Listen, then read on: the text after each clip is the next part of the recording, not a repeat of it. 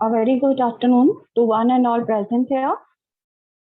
Our today's speaker is Mr. Nirmal Bhatnagar sir, and he's going to tell us about organization empowerment. Good afternoon, sir. Over to you.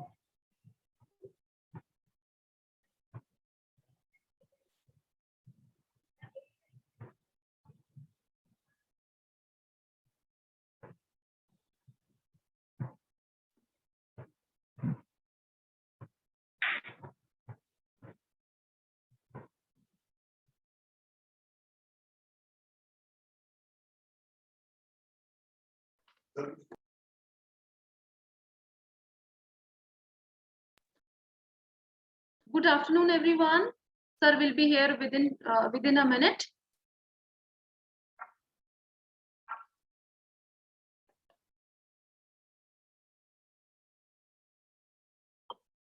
Good afternoon, sir.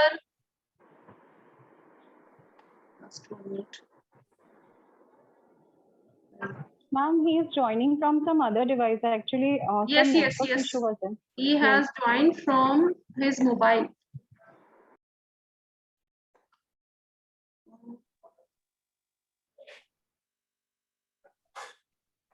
We have to unmute, sir. Let me see.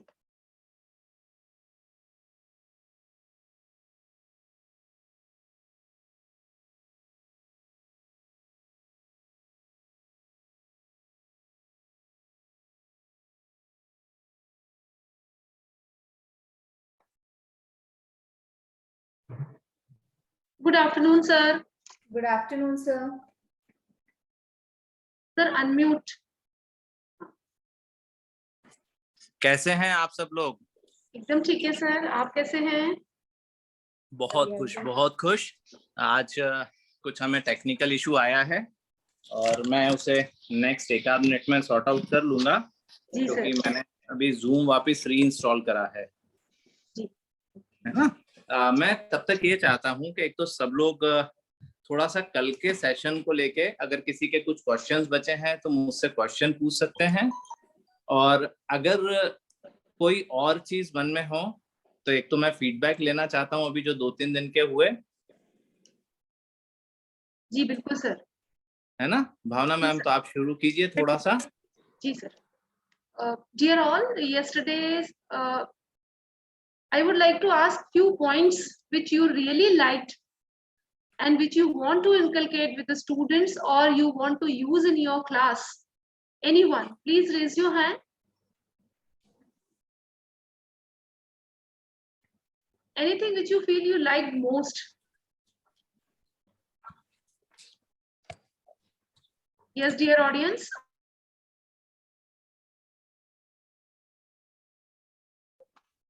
Yesterday, many members who have attended this session.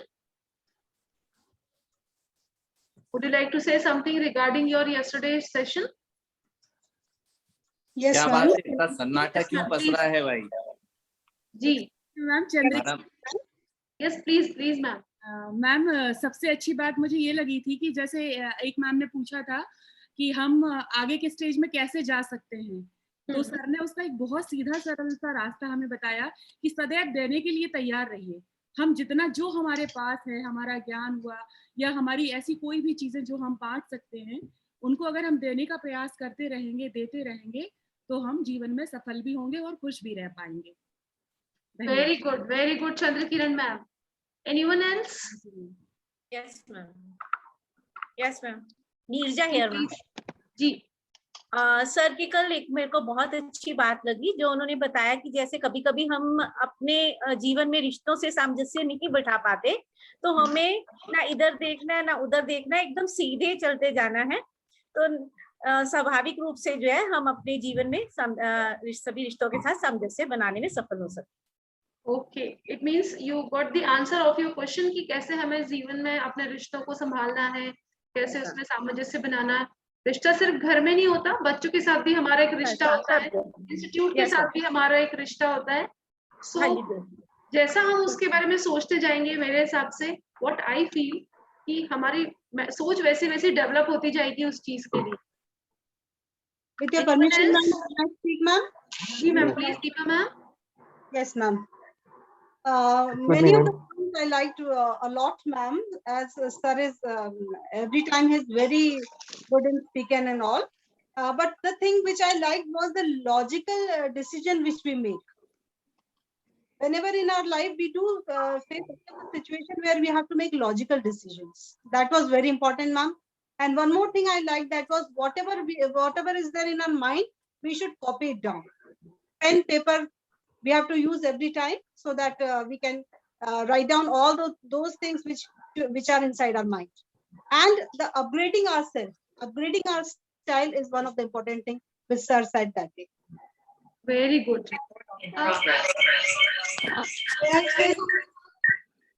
Yes sir. हाँ ma'am, मैंने connect कर लिया है, एक second. जी Jyoti ma'am, by the time you can also speak. Am I audible, ma'am? Yeah ma'am, you are audible, 100% audible. Ma'am हम लोगों ने इन दिनों में निर्मल सर से बहुत कुछ सीखा है, पर मुझे जो बहुत अच्छी बात जो क्लिक करी है वो कल के सेशन में जब सर ने कहा था, I am not exactly remember कल का या परसों का सेशन था शायद, कि जब सर बता रहे थे हम लोगों को कि कृष्ण से अर्जुन तक, इन दैट सेम वे जब हम किसी के लिए कृष्ण भी बन सकते हैं और हम खुद भी अर्जुन हैं, क्योंकि हमें भी लर्निंग की जरूरत है, तो कोई ना कोई हमारी लाइफ में कृष्ण जरूर होते हैं जो हमें गाइडेंस देते हैं, just like sir and you all the mentors I have. Good, हम अपने वेरी नाइस एग्जांपल। हम अपने बच्चों के लिए कृष्ण हो सकते हैं। तो ये बात मुझे बहुत अच्छी लगी सर की, कि सर ने बहुत स्पष्ट एग्जांपल दिया कि कृष्ण से अर्जुन तक। Thank you so much. Very nice. या Pragya ma'am, you want to say something? Yes, ma'am. Ma'am, good afternoon. Ma'am, am I audible? Yeah, ma'am, you are audible. Ma'am, same example, just like Jyoti ma'am said, I also want to highlight that example. Actually, 2-3 दिनों में जो sir ने हम लोगों को sessions दिए हैं, मतलब एक बच्चे से लेकर बड़े तक पूरा जो लाइफ में जो जितने भी हमारे स्टेजेस हैं, बच्चा, फिर एक टीनेजर, फिर एक बड़ा, फिर एक कह सकते हैं बूढ़े तक, जितने भी हमें अभी तक एग्जाम्पल मिले हैं सर से, उसमें कोई भी ऐसा एक पॉइंट नहीं है जिसको लेकर हम लोग उसमें सर ने जो ये पॉइंट ऐड किया कृष्ण से लेके अर्जुन तक में, लाइक हर एक person is with the same thinking, some are religiously attached. तो उसमें जो सर ने वो एग्जाम्पल फिट किया कि कुछ लोगों को कई लोग रहते हैं जो गॉड में बिलीव नहीं करते हैं, सम आर रिलीजियसली अटैच्ड और some persons are not at all attached. उसमें तो सर ने एग्जाम्पल दिया कि कृष्ण से लेके अर्जुन तक का, दैट वाज रियली, मतलब that was really heart touching. बहुत ही अच्छे से सर ने हम लोगों को उस चीज को लेके समझाया है, और बच्चों से लेके बड़ों तक में जितने भी हम प्रश्न पूछने की और हम लोगों की लाइफ में जो चीजें चल रही हैं, like professional apart from personal, उन सब को रिलेटेड सर ने जो एग्जांपल दिया, बहुत ही वेरी गुड, गुड। जी Indu ma'am, unmute. Yes, ma'am. Good morning, everybody. Good morning, sir. Ma'am, you are not audible. Unmute, please. The way the sir had told in one of the webinars regarding the future prospects, you know, how a teacher should prepare herself as well as the students should be. What are there it's going to be. I mean, whatever it's present, it's obsolete. It's going to get obsolete very soon. And we should be well prepared for the future. And 80% is already not there. So something which actually makes, you know, thinking more. Okay, so how, and so that also gives me a, you know, leverage to update myself, because whatever I have learned up till now, whatever I have learned up till now has very less relevancy in as well as what I can, you know, contribute to the a child's future. I mean, I should be well prepared for the future, so I have to inbuilt myself. So now I'm again a student. That's Good, very nice. Which I felt that. So I actually am thankful to sir for bringing that knowledge, that spark again. Now again that excitement is there of a student to learn once more. Very Thank you, nice. sir. Very nice. It means we always feel we are ready for the future, but we have to prepare ourselves for the future. Sir, can we start it? Or we should wait?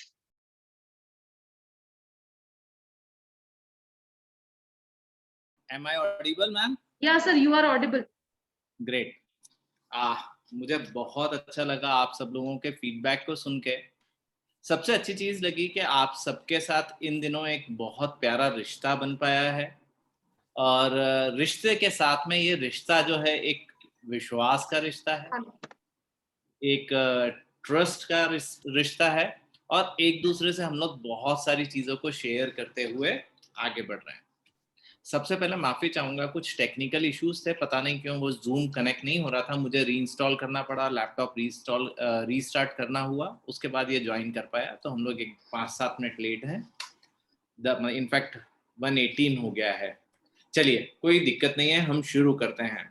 आज मैं मेरा एक प्रिय topic में से एक topic ले रहा हूँ, ऑर्गेनाइजेशनल एम्पावरमेंट।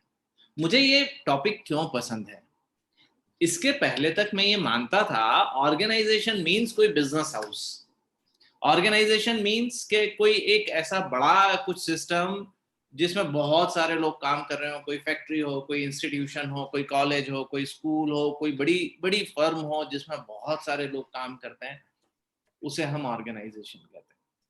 लेकिन एक बार मुझे कुछ ऐसी बातें पता लगी, कुछ ऐसी बातें सीखने का मौका मिला जिसने मेरी फिलॉसफी को ही चेंज कर दिया। अगर इसको थोड़ा सा इस वर्ड को तोड़ के देखा जाए तो एम्पावरमेंट तो समझ में आता है, ऑर्गेनाइजेशन में से ऑर्गन को निकाल लिया जाए तो ऑर्गन क्या होता है, शरीर का एक कोई अंग है ना।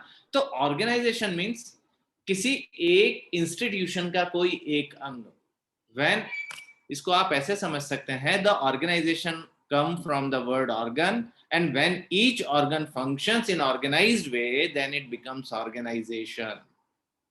मीन्स हमारा परिवार भी एक ऑर्गेनाइजेशन हो सकता है, और उस परिवार का हर अंग, मतलब परिवार का हर सदस्य ऑर्गेनाइज्ड वे में जो उसके रोल्स हैं, जो उसकी रिस्पॉन्सिबिलिटीज हैं, जो उसकी जिम्मेदारियां हैं, अगर वो उसको निभाते हुए चलता है तो हम एक बहुत प्यारी ऑर्गेनाइजेशन बना सकते हैं।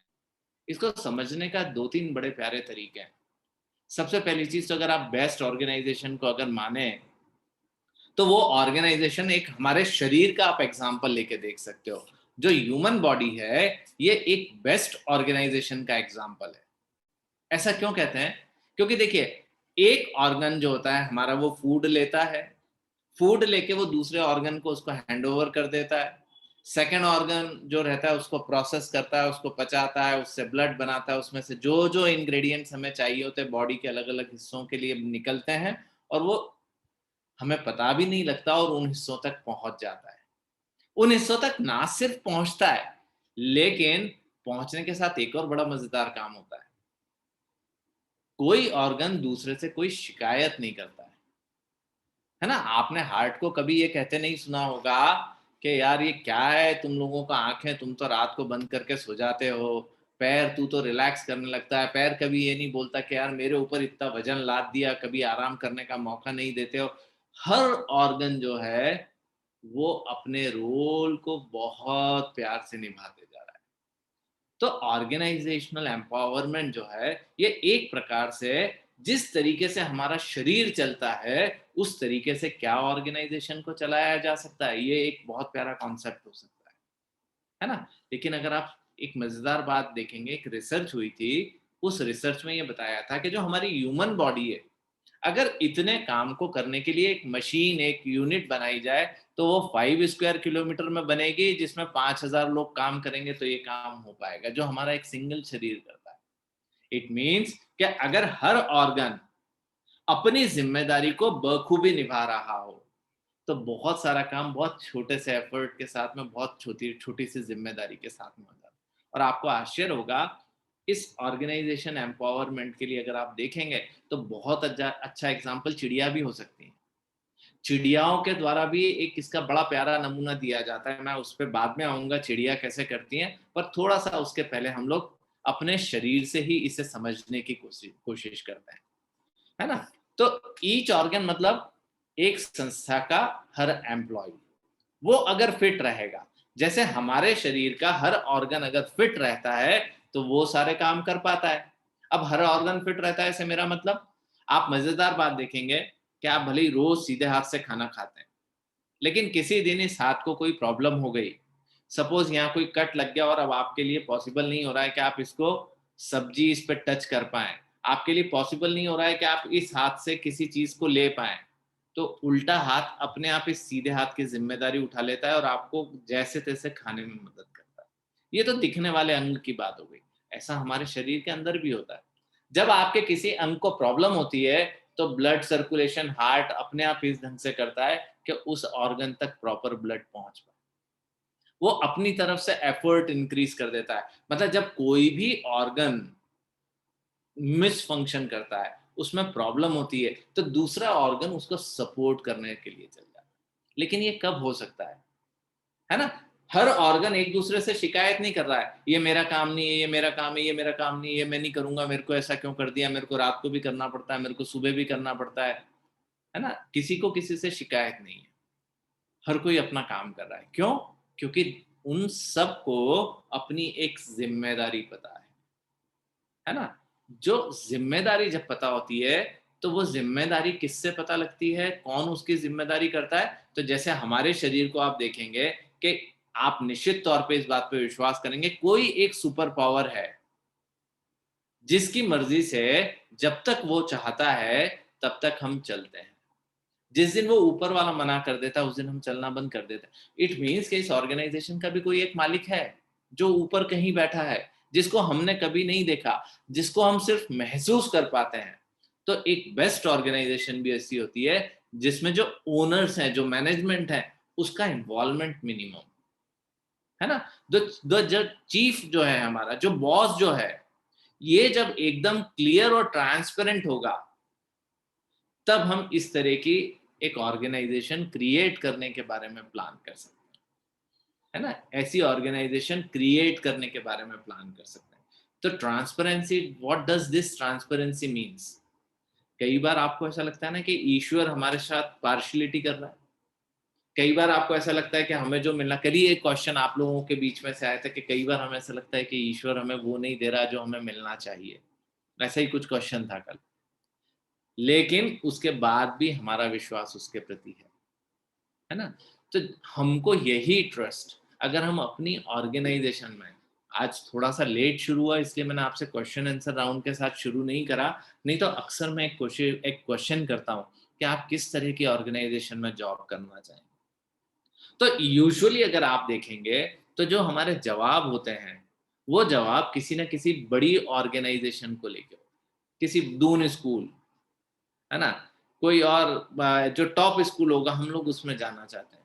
तो मैं आपसे पूछूंगा क्या बेहतर है, इसको टॉप बनाना या टॉप स्कूल में जाना?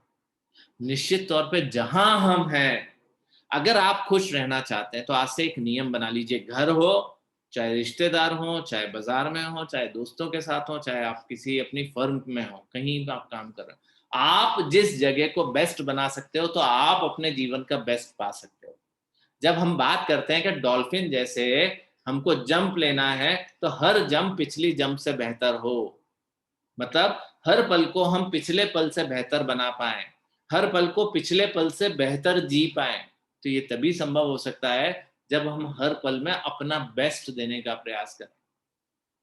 तो बेस्ट ऑर्गेनाइजेशन होती नहीं है, वहां के जो ऑर्गन्स होते हैं उनके द्वारा बनाई जाती है। बॉडी इनिशियली सबकी, हमारी सबकी एक जैसी होती है। कई लोग बड़े हेल्दी रहते हैं, कुछ लोग मेरे जैसे थोड़े मोटे हो जाते हैं, कुछ मेरे से भी ज्यादा हो जाते हैं, किसी के साथ कोई मेडिकल इश्यूज रहते हैं। पर मोर और लेस आप देखेंगे सबके कर गया। Teachers, please mute yourself. Teachers are requested to mute themselves.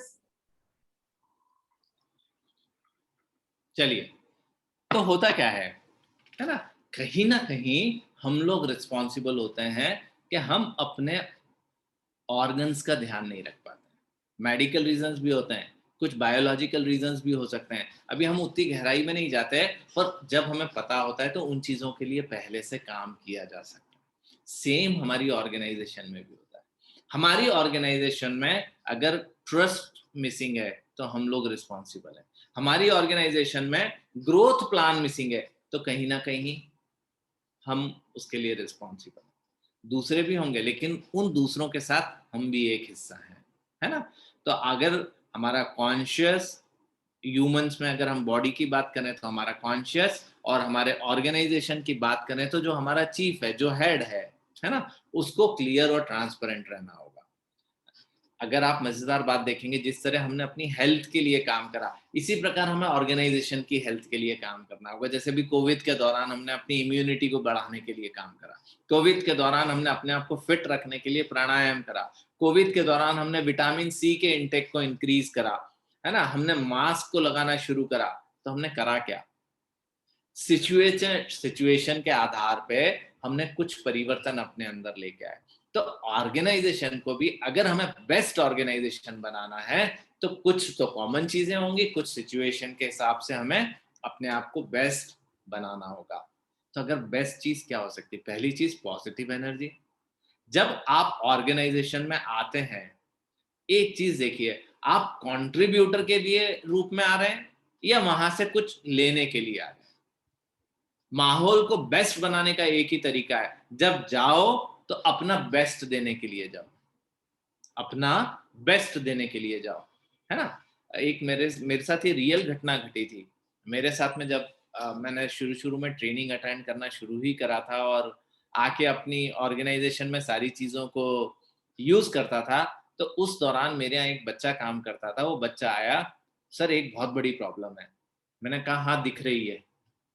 बोले नहीं सर ये नहीं। मैंने फिर ऐसा बोल के दो हैं, पहली तो तू है, अगर तू प्रॉब्लम लेके आ रहा है तो पहली प्रॉब्लम तो तू ये, क्योंकि प्रॉब्लम कभी भी पॉजिटिव एनर्जी के साथ नहीं आती है। हाँ, एक चैलेंज पॉजिटिव एनर्जी लेके आता है, तो शब्द ही तो बदलना है, घटना तो वही रहेगी, सिचुएशन तो वही रहेगी, पर एक शब्द ही तो बदलना है। अगर हम उस शब्द को रिप्लेस कर देते हैं, प्रॉब्लम की जगह ये बोलना शुरू करते हैं, सर एक चैलेंज है। चैलेंज आपको एनर्जी देता है लड़ने के लिए, प्रॉब्लम आपकी एनर्जी खाता है। तो हमें छोटे छोटे शब्दों के चयन पे काम करना होगा, छोटे छोटे बातचीत के तरीकों पे काम करना होगा, और एक ही चीज देखनी है कि हमारे जाने से उस माहौल में एनर्जी बढ़ रही है या घट रही है। हमें एनर्जी बढ़ाने वाला बनना है, पॉजिटिव एनर्जी के साथ जाना है। पॉजिटिव एनर्जी आती है जब आप एप्रिसिएशन करते हैं। हम अक्सर एप्रिसिएशन पाने के लिए भूखे होते हैं, लेकिन ये भूल जाते हैं क्या हम एप्रिशिएट कर रहे हैं। सबसे पहली चीज है, आप एप्रिशिएट करना शुरू कर दीजिए, कोई और करे या ना करे, आप शुरू कर दीजिए। क्योंकि जब आप क्लास में एप्रिसिएशन देते हैं, जब आप बच्चों को एप्रिशिएट करना शुरू करते हैं, तो धीरे धीरे पॉजिटिव वाइब्स बनना शुरू होती हैं। और यकीन मानिएगा, जो ये पॉजिटिव वाइब्स हैं, ये बहुत दूर तक जाती हैं। तीसरा पॉइंट होता है, आपको कंसिस्टेंटली इम्प्रूवमेंट पे काम करना होगा। कंसिस्टेंटली इम्प्रूवमेंट पे काम करना होगा। किस चीज को इम्प्रूव करना है? आपकी हर चीज को।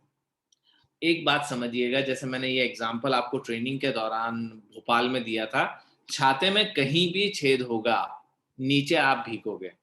ये छेद रिश्तों में है तो भी प्रॉब्लम करेगा, ये छेद ऑफिस के रिश्तों में है तो भी प्रॉब्लम करेगा, ये छेद आपकी हेल्थ में है तो भी प्रॉब्लम करेगा, ये छेद आपकी सोच में है तो भी प्रॉब्लम करेगा, ये किसी पुरानी घटना में अटका हुआ, पुरानी एक्सपीरियंस में अटका हुआ कोई छेद है तब भी प्रॉब्लम करेगा, पैसे की कमी है तब भी प्रॉब्लम करेगा। तो एक चीज समझना है आपको, 360 डिग्री इंप्रूवमेंट के लिए काम करना है ना। जब तक मैं मन से शांत नहीं होऊंगा, जब तक मैं मानसिक रूप से अच्छी फीलिंग में नहीं होऊंगा, तो मैं कैसे इंप्रूव करूंगा? सबसे पहले सेल्फ इंप्रूवमेंट पे लाएं, अपनी स्किल इंप्रूवमेंट पे लाएं।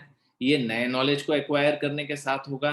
फिर जो चीज सीखते हैं उसको शेयर करने की कोशिश करें, क्योंकि शेयरिंग जो होती है वो आपके ना सिर्फ नेटवर्क को इंक्रीज करती है, बल्कि आपके थॉट्स को क्लियर भी बनाते जाती है। मैं आपको एक मजेदार बात शेयर करता हूँ। जैसे रिलेशनशिप मैनेजमेंट का एक कॉन्सेप्ट हम लोगों ने ट्रेनिंग के दौरान शुरू करा था, शेयर करा था। अब ये एक कॉन्सेप्ट मैंने मेरी ट्रेनिंग के दौरान सुना था, है ना। उस समय मुझे कितना समझ में आया था ये तो एक अलग कहानी थी, लेकिन बाद में धीरे धीरे मैंने एहसास करा कि वो मेरे जीवन का हिस्सा बनता जा रहा है। तो कई बार ट्रेनिंग में ऐसा होता है कि जैसे मैंने आपको डॉल्फिन वाली कहानी सुनाई थी, डॉल्फिन की कहानी मेरे गुरु ने मुझे सुनाई थी, है ना। तो एक मैंने आपको मंदिर वाली कहानी सुनाई है क्या? एक 400 साल पुराने वाले मंदिर वाली कहानी सुनी है आप लोगों ने?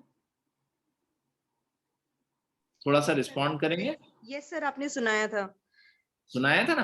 अब वो Yes, sir. कहानी मैंने मेरी ट्रेनिंग में सुनी थी, तो मुझे वो ऐसी बैठ गई कि अगर मुझे इम्प्रूव करना है तो मुझे मेरी हैबिट्स पे काम करना होगा, है ना। अब जब ये मुझे क्लियर हो गया कि मुझे मेरी हैबिट्स पे काम करना होगा, ये मुझे जब पता लग गया कि मेरी हैबिट्स पे काम करना होगा, एक नया मंदिर पुराने मलबे से, पुराने तोड़े हुए मंदिर के गारे से, ईंट पत्थर से नहीं बन सकता है।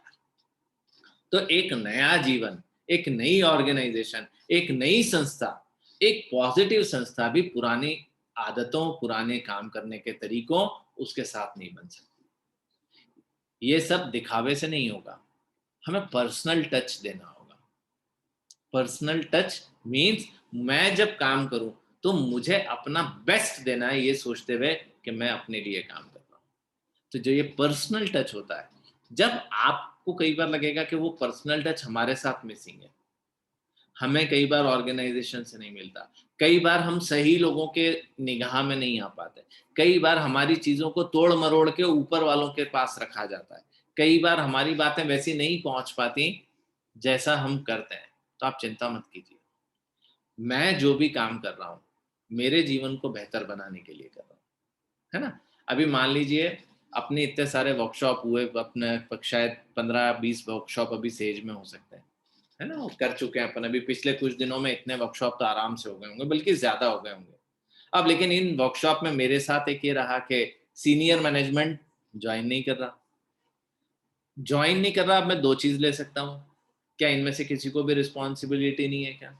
दूसरा ये हो सकता है कि मैं उस रोल को ये मान सकता हूँ कि मैनेजमेंट मुझ पर इतना विश्वास कर रहा है कि मैं उनके रोल को मैं निभा रहा हूँ, तो मैं अपना बेस्ट देने का प्रयास कर रहा हूँ। दूसरा मैं ये सोच सकता हूँ कि मेरी बात उन तक पहुंच रही होगी कि नहीं, पहुंच रही है या नहीं पहुंच रही है, उससे फर्क क्या पड़ेगा। मुझे एकदम से क्लियर है उन्होंने मुझे किस काम के लिए रखा है। मतलब जो मैंने आपको सेकंड पॉइंट बताया था कि हमें अपनी जॉब रिस्पॉन्सिबिलिटीज पता होनी चाहिए। दूसरा, मैं अपने हर पल को 100% जीना चाहता हूं, तो मुझे मेरी जॉब रिस्पॉन्सिबिलिटीज पता है। इस 1 घंटे बाद मुझे ये जवाब मिलना चाहिए कि मैंने अपना आज बेस्ट देने की कोशिश करी, बात खत्म। अब अगर उनको क्वेश्चन करना है तो मेरे पास मेरा बीपी ऊपर नीचे नहीं होगा। क्यों? क्योंकि 1-2 बार ऐसा हुआ है, जैसे आप ही लोगों की एक वर्कशॉप थी जिसमें मुझे ऐसा लगा था कि मैं बेस्ट नहीं दे पाया। तो उस दिन जब मैं शाम को मैनेजमेंट से मिला था तो मैंने ये चीज शेयर करी थी अब मैनेजमेंट से कि आज मुझे अंदर से ये फीलिंग नहीं आई कि मैं बेस्ट दे पाया हूँ, मैं ये वाला टॉपिक एक बार और लेना चाहूंगा। और मैंने स्कूल में वो टॉपिक आपके यहाँ वापस कंडक्ट करा है, प्रैक्टिकली कंडक्ट करा है। तो ये जो पर्सनल टच होता है, अगर आप इसे नौकरी मान के करेंगे तो आप ये पर्सनल टच नहीं दे पाएंगे। तो एक चीज हमें समझना होगी कि हमें नौकरी नहीं समझना है, हमें ये अपनी रिस्पॉन्सिबिलिटी समझना है। सिमिलरली मैनेजमेंट जो है उसको हमें जॉब नहीं देना है, हमें करियर देना है। तो जॉब और करियर में डिफरेंस क्या है? देखिए, आप एक चीज समझिएगा, आपने सेज में एक चीज कंसिस्टेंटली देखी होगी कि हम लोग सेल्फ डेवलपमेंट पे कितना काम करते हैं।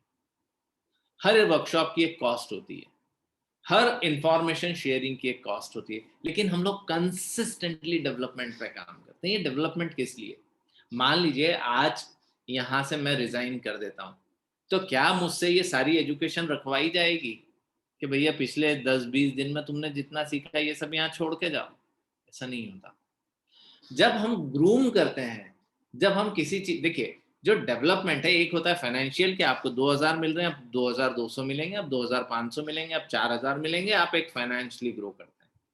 लेकिन दूसरी एक ग्रोथ साथ में होती है कि आप पहले 2000 के लायक सोचते थे, अब आप 2500 के लायक सोचते हैं।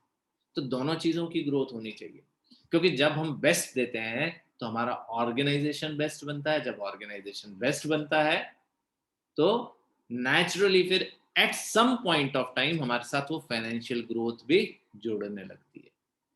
आप लोगों के आप देखेंगे बहुत सारे डिफरेंट स्ट्रक्चर्स बने हुए हैं कि हमारा ये इस टाइप का मेंबर है, ये हमारा इस लेवल का मेंबर है, तो वो क्या है? That exactly is your career growth plan. कहीं पे स्लो होता है। मैं आपको इस जगह पे एक प्रैक्टिकल एग्जांपल देना चाहूंगा, और कभी मेरी वाइफ आई तो मैं आपको 2 मिनट उससे भी बात करने का मौका दूंगा। she was working as a software engineer in Pune। तो जब उसने करियर स्टार्ट करा, एक बहुत छोटी कंपनी थी व्योम लैब से उसने करियर स्टार्ट करा था। व्योम लैब के बाद वो कॉग्निजेंट में गई, कॉग्निजेंट में 5 साल करीब उसने जॉब करा। लेकिन 5 साल जॉब करते करते उसे एहसास हुआ कि मुझे प्रॉपर ग्रोथ नहीं मिली, क्योंकि मैं जब छोटी कंपनी से गई थी तो मैंने मिनिमम वेजेस की वैल्यू पे वहां स्टार्ट करा। वहां से उसका ट्रांसफर आईबीएम में हो गया। आईबीएम में भी 3 साल हो गए, उसको जो वो प्रमोशन एक्सपेक्ट कर रही थी, जो वो इनकम एक्सपेक्ट कर रही थी, वो नहीं मिली। लेकिन 3 साल आईबीएम में करने बाद, मतलब टोटल 8 साल का करियर होने के बाद 1 साल ऐसा आया जिसमें उसको 3 प्रमोशन एक साथ मिले, 3 या 4 सैलरी हाइक मिले, और जितना 8 साल से लेके जहां तक पहुंचना था वो उस पोजीशन को क्रॉस करके चली गई। और उसी के 1 या 1.5 साल बाद हम लोग इंदौर शिफ्ट हुए। तो इंदौर आके जब उसने ज्वाइन करा तो यहाँ पे उसे पोजीशन भी मिली और पैसा भी बहुत ज्यादा मिला। तो जब आप रिवार्ड को देखने की जगह अपने एफर्ट्स जो आप दे रहे हैं उस पर फोकस करते हैं, तो at some point of time reward आपको फॉलो करते हैं। यहां तक आपका कोई क्वेश्चन है क्या? मैं 2 मिनट का यहाँ पे ब्रेक लेना चाहूंगा। यहाँ पे आपका कोई क्वेश्चन है क्या? नहीं तो मैं आपको एक डिफरेंट चीज दिखाना चाहूंगा। Any questions?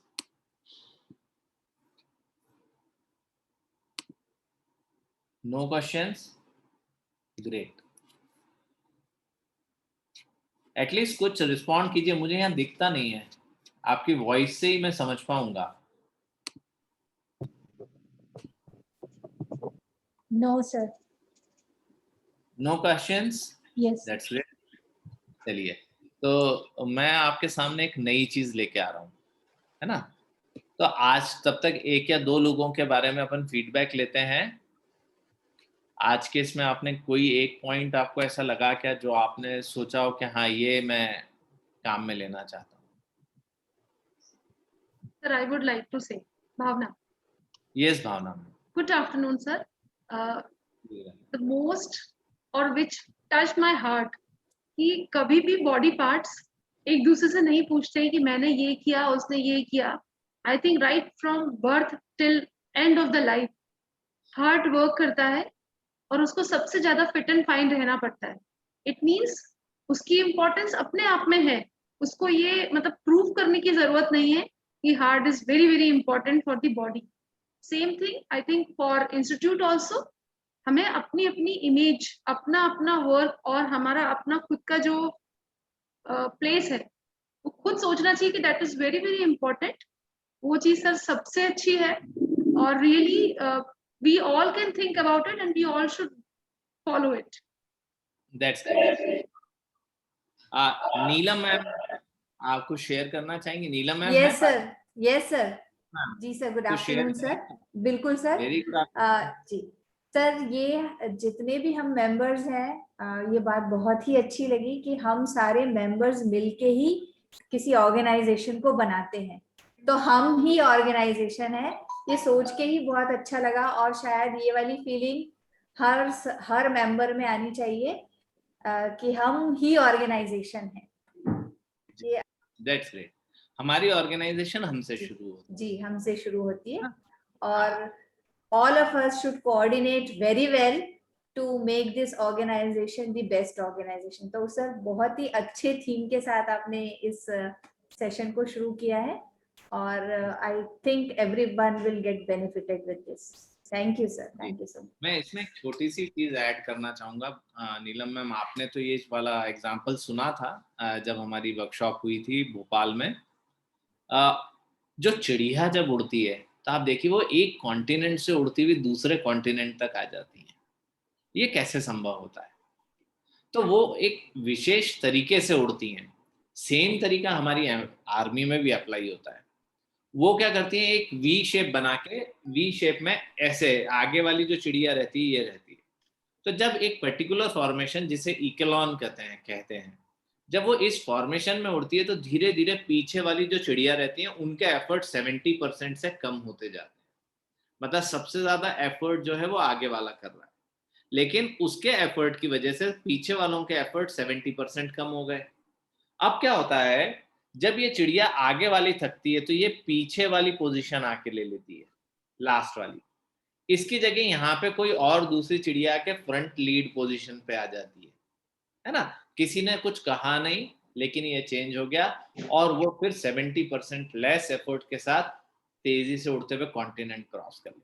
लेकिन बीच में कई बार ऐसा हो जाता है कि कोई एक चिड़िया को कोई तकलीफ हो जाती है, कभी कभी चोट लग जाती है, कभी कभी क्योंकि जैसे वो उड़ के जा रही है, कोई किसी चीज से टकरा गई या ना नीचे उतरी थी कुछ खाना पानी लेने के लिए और उस समय कोई घटना घट गई।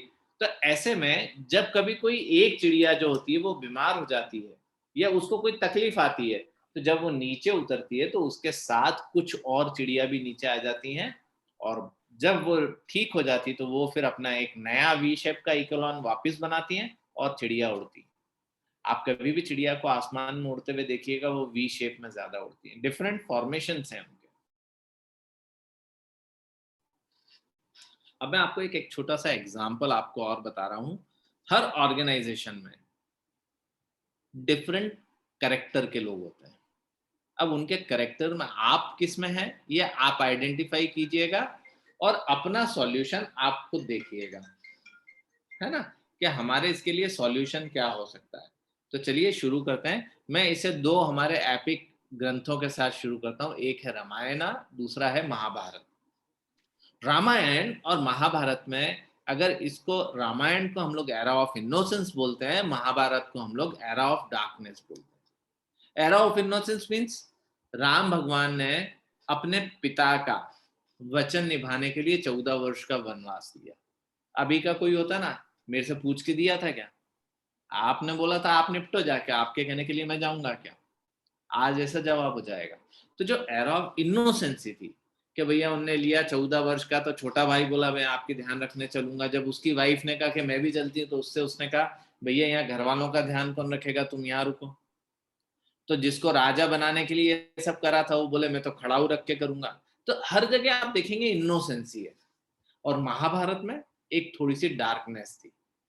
मैसेज अच्छा था लेकिन डार्कनेस भी थी। वो डार्कनेस क्या थी कि यहाँ पे हर कोई अपने प्रॉफिट के लिए, अपनी सोच के लिए, खुद को बेहतर बनाने के लिए, खुद को बेहतर दिखाने के लिए सोचता था।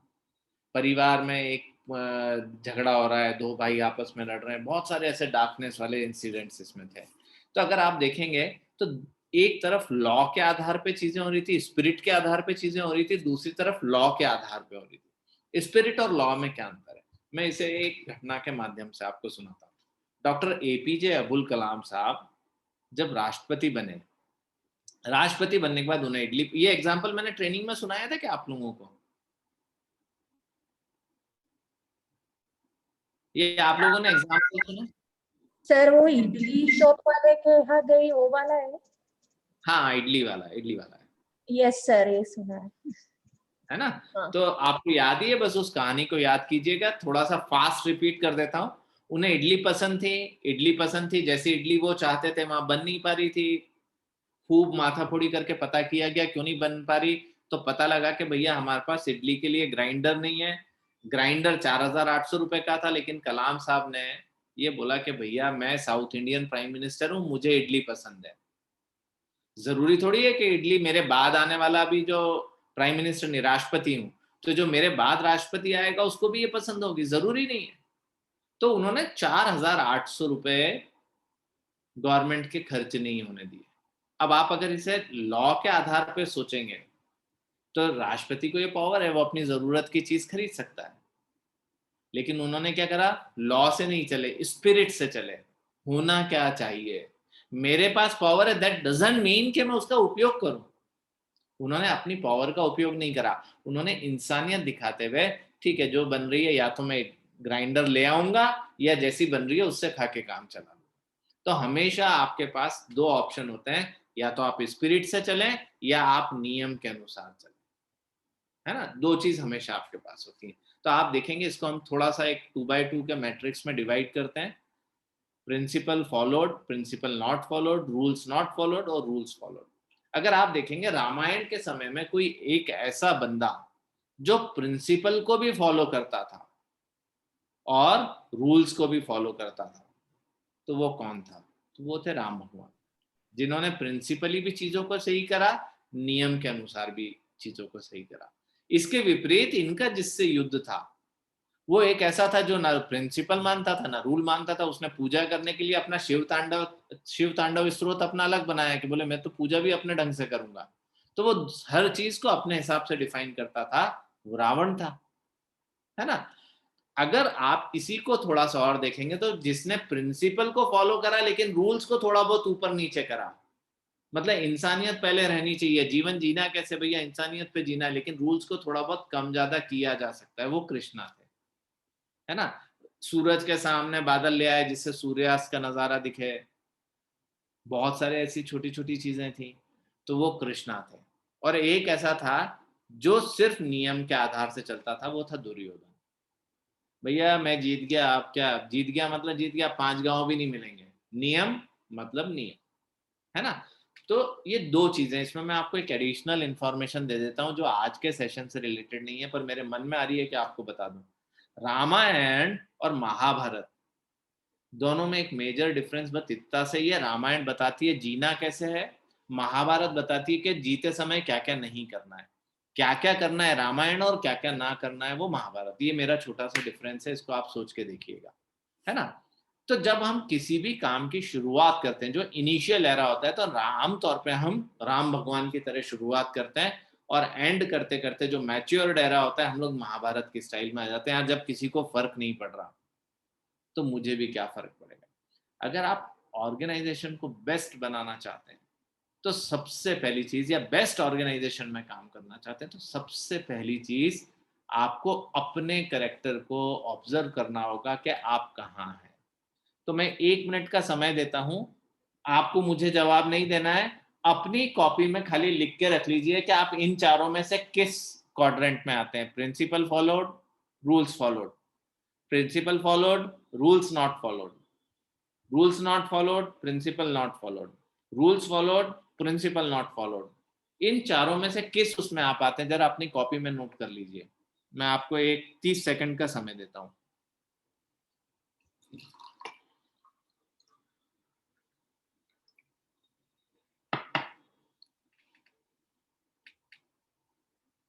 ठीक, हम आगे बढ़े? लिख लिया आपने? क्या हम आगे बढ़ सकते हैं? Yes sir. ग्रेट, है ना? आपको किसी को बताना नहीं है, आपने अपनी कॉपी में लिखा है, बस अब आपको अपना सॉल्यूशन ढूंढना है कि आपको क्या करना है। ठीक है, मान लीजिए आपने अपने आप को आइडेंटिफाई कर लिया कि आप कृष्णा हैं, क्या आप राम हैं, आप रावण हैं, क्या आप दुर्योधन हैं। आप अपने आप के कैरेक्टर को इनसे चारों से कनेक्ट करके देखिए क्या आप किससे हैं। क्या हम ये एक्स्ट्रा साउंड कम कर सकते हैं? सर 1 मिनट, लेट मी सी कौन है।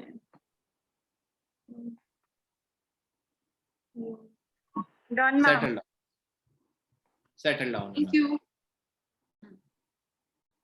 चलिए, अब अगर आप अपने आप को कृष्णा वाले क्वाड्रेंट में रख रहे हैं तो कृष्णा वाले क्वाड्रेंट में वे लोग होते हैं जो काम तो करना चाहते हैं, है ना, लेकिन उन्हें पता नहीं है कैसे किया जाए। मतलब उन्हें काम करने की बहुत इच्छा है। हमारे ऑर्गेनाइजेशन में चारों तरह के लोग हैं। जो लीडर्स हैं उनका काम है कि वो आइडेंटिफाई करें कि अपने लोगों को हम इन 4 क्वाड्रेंट्स में कैसे डिवाइड करें।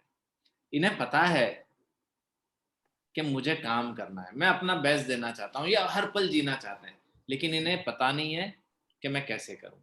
तो ये लोग क्या करते हैं, कई बार अपनी तरफ से एक्स्ट्रा एनर्जी लगाने की कोशिश करते हैं, तो हर अच्छे भले काम को कई बार ये बिगाड़ कर आ जाते हैं, क्योंकि इन्हें पता नहीं था। इन्हें इनके रोल्स एंड रिस्पॉन्सिबिलिटीज आपने ढंग से समझाए नहीं थे। इन्हें पता नहीं था कि हम किस तरीके से आगे बढ़ेंगे। दूसरे राम वाले लोग होते हैं जिन्हें पता होता है कि मुझसे क्या एक्सपेक्ट किया जा रहा है और मैं करने के लिए भी तैयार हूं, मतलब मैं कर भी रहा हूं और मुझे पता भी है। फिर एक रावण होते हैं जिन्हें पता भी नहीं है और करना भी नहीं चाहते हैं, बस ये है ना, थोड़ा सा मक्खन लगा के, थोड़ा सा काम लगा के, बात बना के, कैसे भी करके बस चलते रहना चाहते हैं, है ना। वो मैंने एक सुना था वीडियो के, क्या बने रहो पगला काम करेगा अगला, ये वो वाली कैटेगरी वाले लोग हैं, है ना। मतलब जो कुछ करना भी नहीं चाहते हैं, करते भी नहीं है। और चौथे वो लोग आते हैं जिन्हें पता होता है हमें क्या करना है, लेकिन करना नहीं चाहते हैं। मैं क्यों करूं, मैं क्यों करूं, मेरा काम थोड़ी है, करना आता है, लेकिन मैं क्यों करूं, है ना। तो चारों तरह के लोग हमारी ऑर्गेनाइजेशन में हैं। अब मैं आपके लिए 1 मिनट के लिए ओपन करता हूं, क्या आप आइडेंटिफाई करेंगे किस तरह के लोगों को क्या करके दिया जाना चाहिए?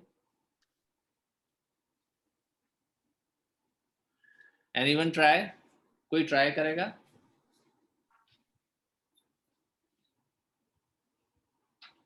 हाँ जी, या मैं ही आगे बढ़ाऊं? सर प्लीज आप ही आगे बढ़ाएंगे तो ज्यादा अच्छा रहेगा। ठीक है, ठीक है। देखिए, राम वाले कौन लोग हैं? अब आपने ये तो नोट कर लिया ना, आपको पीपीटी तो नहीं देखनी ना? No sir. मैं जिससे अब आप लोगों के चेहरे को देख के बात कर रहा हूँ। देखिए, राम वाले कौन से लोग हैं? राम वाले वो लोग हैं जिन्हें पता है मुझे क्या करना है और वो काम करते भी हैं। अगर आपकी टीम में कोई ऐसा व्यक्ति है ना, तो आपको इन लोगों को अप्रिशिएट करना है, इन लोगों के साथ बिल्कुल क्लियर कम्युनिकेशन करना है, इन लोगों को बार बार इनकी रोल्स एंड रिस्पॉन्सिबिलिटीज को आपको ढंग से समझाना है ना, कि आपको कैसे करना है। आपकी टीम में दूसरा वो व्यक्ति है कृष्णा वाला, जिसको काम करने की मन में इच्छा बहुत है, लेकिन इसे सही समय पर रिस्पॉन्सिबिलिटी नहीं मिलती, और अक्सर ये वो बंदा होता है जो अपने आप जिम्मेदारी लेके काम बिगाड़ देता है ना, करना चाहता है लेकिन सही तरीका पता नहीं है, सिर्फ इस वजह से इसके काम बिगड़ने शुरू हो जाते हैं। तो आपको ऐसे व्यक्ति को रोल्स एंड रिस्पॉन्सिबिलिटी समझाने पे ध्यान देना है, प्लस इसको ट्रेनिंग देनी है कि ये काम होगा कैसे, इसको स्टेप्स बताने की जरूरत है कि इस काम की प्रोडक्टिविटी कैसे इंक्रीज होगी। थर्ड है आपके दुर्योधन वाले व्यक्ति। दुर्योधन वाला वो व्यक्ति है जिसको पता है होगा कैसे पर करता नहीं है ना। इस तरह का कोई टीम में व्यक्ति हो तो उसके लिए आपको ये देखना है कि उसको बुला के उसको बिठाइए, उसकी काउंसलिंग कीजिए, उसके जीवन की पिक्चर को बड़ा बनाइए। ऐसे व्यक्तियों के पास अक्सर जीवन में लक्ष्य नहीं होता। आपको इनके लक्ष्य बनवाने की जरूरत है, इनके गोल कि बेटा तू आज से 5 साल बाद खुद को कहाँ देखता है, तूने यही गोल क्यों बनाया, तेरी क्षमताएं कैसी हैं, अगर तू खुद को बेस्ट करेगा तो किस तरीके से बेस्ट बन सकता है, आपको इनको ये बताने की जरूरत है। लास्ट कैटेगरी आती है रावण वाली, है ना, जिनको आता भी नहीं है, जो करना भी नहीं चाहते हैं। अगर ऐसे कोई कैटेगरी में लोग हैं तो आपको इन लोगों को बुला के समझाना है, और हर साल मेरा तो सुझाव रहता है ऐसे 15 से 20% लोगों को बाहर का रास्ता दिखाना पड़ता है। इसीलिए हर ऑर्गेनाइजेशन में हर साल छटनी होती है ना। तो 1 सेकंड दीजिएगा, कोई डोर नॉक कर रहा है मेरा।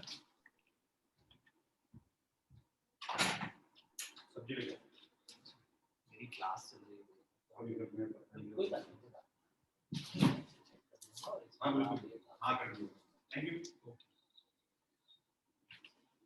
जी, तो ऐसे में जो 15% हम लोगों को हमेशा लोगों को छांटते रहना चाहिए। मैंने कुछ चीजें ऐसी बताई हैं जो आपके लेवल पे हैं, कुछ चीजें ऐसी बताई हैं जो आपके लिए आवश्यक नहीं थी, लेकिन बताने के पीछे मेरा उद्देश्य बड़ा सिंपल था। मेरा उद्देश्य सिर्फ इतना था, मैं ये चाहता हूं कि आप लोग बेस्ट ऑर्गेनाइजेशन क्रिएट करो, बेस्ट ऑर्गेनाइजेशन में काम करो, और आप मैनेजमेंट के एंगल को भी समझो थोड़ा सा कि मैनेजमेंट किस तरीके से सोचता है।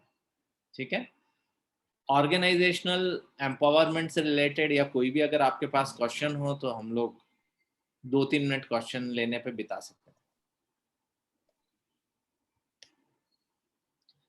अदरवाइज मेरी शुभकामनाएं आपके साथ हैं, मेरी तरफ से बेस्ट विशेस हैं आप सभी को, और जल्दी ही हम लोग मिलते रहेंगे। जल्दी कोरोना ठीक कीजिए। इस दौरान अगर आपको कहीं भी मेरी ज़रूरत लगती है तो मैं आप लोगों से एक मैसेज की दूरी पर हूँ। मैसेज इसलिए कह रहा हूँ क्योंकि कई बार सेशन में होता हूँ तो मैं फ़ोन उठाना मेरे लिए पॉसिबल नहीं होता है, तो एक मैसेज की दूरी पे हूँ, आप मैसेज कीजिएगा, रिस्पॉन्ड ज़रूर करूँगा। एनी क्वेश्चंस, और मैं इसे सेशन को वाइंड अप करूँ। Over to you Bhavna ma'am, Neelam ma'am. जी sir, thank you sir. Thank you, sir. If you want, dear members, if you want to ask question, it is okay. Otherwise, I would like to say a big thank you. Yes, who is there? Pragya ma'am. Yeah, you can ask your question then. Ma'am, unmute please. Yes, good afternoon, sir. Very good afternoon, Pragya ma'am. Sir, am I audible, sir? Yes, yes. 100%. Yeah. Sir, I have a question. Sir, somehow personal failure impacts organizational empowerment. Personal failure को आपको थोड़ा सा define करना पड़ेगा।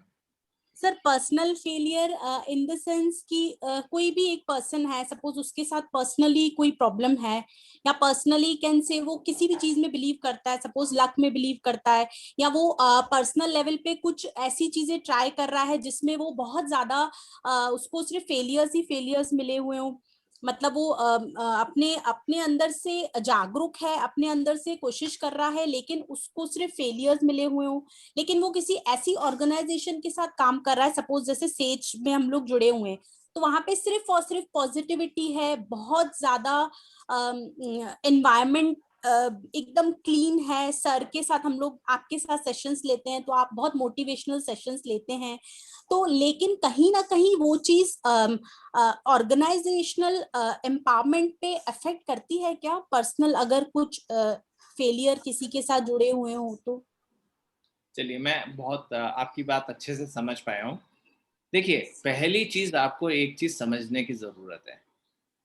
अगर आपके अंदर past experience को कैरी करके मूव करने की आदत है, जैसे मेरे साथ failure means past experience, failure कभी भी फ्यूचर में नहीं रहता है ना, या वर्तमान में नहीं होता है, वो पास्ट ही होता है। तो अगर आप पास्ट एक्सपीरियंस को कैरी करने की अगर आपकी आदत है, आपके पास आदत है, मतलब आप पास्ट मोमेंट को इस मोमेंट में लेके आ रहे हैं, तो आप अपना बेस्ट नहीं दे पाएंगे, है ना। और अगर आप अपना बेस्ट नहीं दे पाएंगे तो जो ऑर्गेनाइजेशनल एम्पावरमेंट का आइडियल सिचुएशन क्या है, हर ऑर्गन अपना सर्वश्रेष्ठ दे, शरीर का हर अंग अपना सर्वश्रेष्ठ दे। इट मीन्स आप अपना सर्वश्रेष्ठ नहीं दे पा रहे, तो वहां पे हमें काम करने की जरूरत है ना।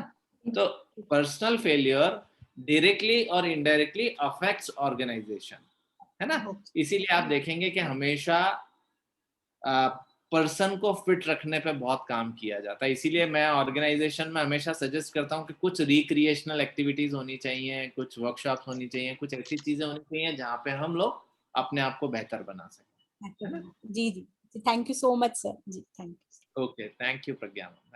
Thank you, sir. I must say big thank you to sir, because during his this being 10-15 day schedule, from second we started with improving learning of your child, age specific learning, then how to find your passion, how your passion you can change into profession. Let's talk about future success and organization empowerment. Many topics sir taught us, and in different manner how we can evaluate ourselves, how we can evaluate students, or many examples he said what and wow how we can do it. So sir, thank you for giving your valuable time to all of us. And again, we should give a thought. We are on right place, we are on right path, and if we are not on right path, how we can come on the right path? We have to evaluate ourselves first. So thank you very much, sir. And I will over to Neelam ma'am for saying few words. Definitely she would like to speak something. Ji Neelam ma'am. Thank you, Bhavna ma'am. I would like to again thank from my side on behalf of all the members of SIS AN also, and we are very happy to have you with us, sir. These teachers can anytime raise their queries to sir, as he told, and we already got benefited during last 10 days from sir so much, as ma'am mentioned all the topics. Yes, really. And even I was also, enjoying all the session of sir. And it is not the end. We'll move on like this. We will have many more sessions with sir like this, and we will just put up our queries to sir, and we are always getting wonderful solution of those queries from sir as usual. And so thank you once again, sir. Thank you very much. I have, sir, I have to announce one thing for all the staff members. May I, sir? Please, please. Thank you, sir. All the members have to just see on the groups, in-house groups, their names. Those who have not appeared for test, admission counseling test, they have to appear at 2:15. Today at 2:15, just see your name. If it is there for test, you have to appear for it. Link will be shared. Because it is compulsory to attempt. Yes, it is compulsory. So thank you, dear teachers, dear team, and thank you so much, sir. Thank you, sir. Thank you.